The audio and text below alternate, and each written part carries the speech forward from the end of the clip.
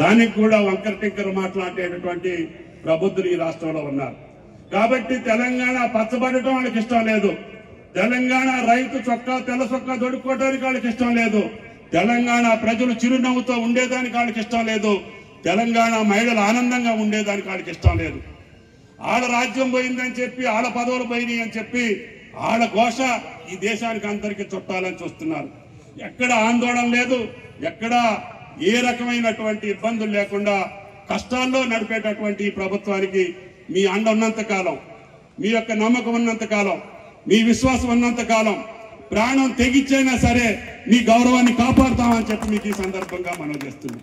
కాబట్టి దయచేసి చిల్లర మల్లర వేషాలతో రాజకీయ పబ్బం గడుపుకోవాలనుకునేటటువంటి రాజకీయ ప్రతినిధులు వాళ్ళు ఆ రాష్ట్ర 10 సంవత్సరాల పాలనలో వాళ్ళు చేసినటువంటి నిర్వాహకం మన కళ్ళ ముందు ఉంది.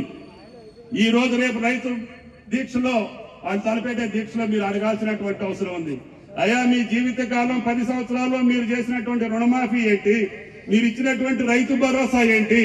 గత 5 సంవత్సరాల్లో రైతు భరోసా ఇవ్వకుండా భూమి లేనటువంటి రైతు కూలీలు వాళ్ళకు కూడా 12,000 ఇస్తామని చెప్పి కాంగ్రెస్ పార్టీ వాగ్దానం చేసింది. వాళ్ళకు కూడా 26వ తారీఖున 20 రోజుల ఉపాధి హామీలో చేసినటువంటి నిరుపేదకి 6,000 రూపాయలు సంవత్సరానికి 12,000 ఆ కుటుంబానికి ఇస్తామని చెప్తే అది తప్ప అని చెప్పి అడుగుతున్నాం.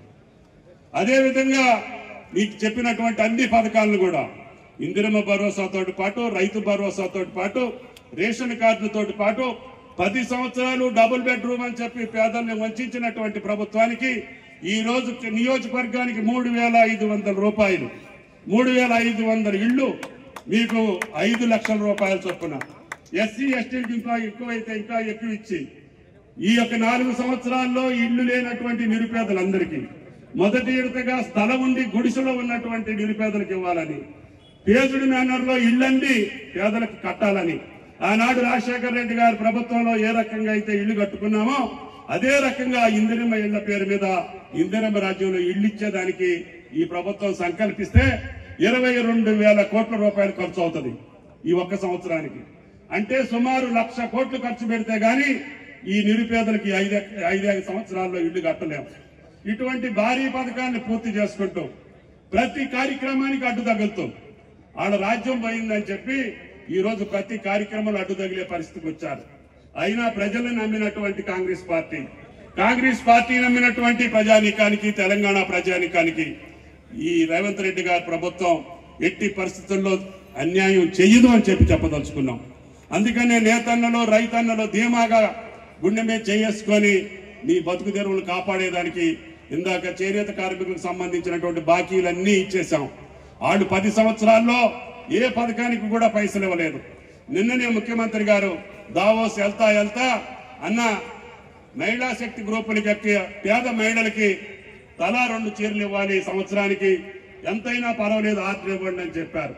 నిన్ననే 1,20,00,000 చీరలకి చేనేత కార్మికులకి ఆర్డర్లు పంపించాం. తద్వారా వాళ్ళకి చేతి నిండా పని ఉండాలి. ఆ కష్టపడి ఎండలో పనిచేసేటటువంటి మహిళా శక్తి గ్రూప్ మహిళలందరికీ 60 లక్షల మంది మహిళలకి 2 చీరలు తప్పన మేము బట్టలు ఇవ్వాలని చెప్పి ఆ గౌరవాన్ని కాపాడాలని చెప్పి ముఖ్యమంత్రి గారు చెప్పి వెళ్ళారు. దాన్ని నిన్ననే ఆర్డర్స్ ఇచ్చాం.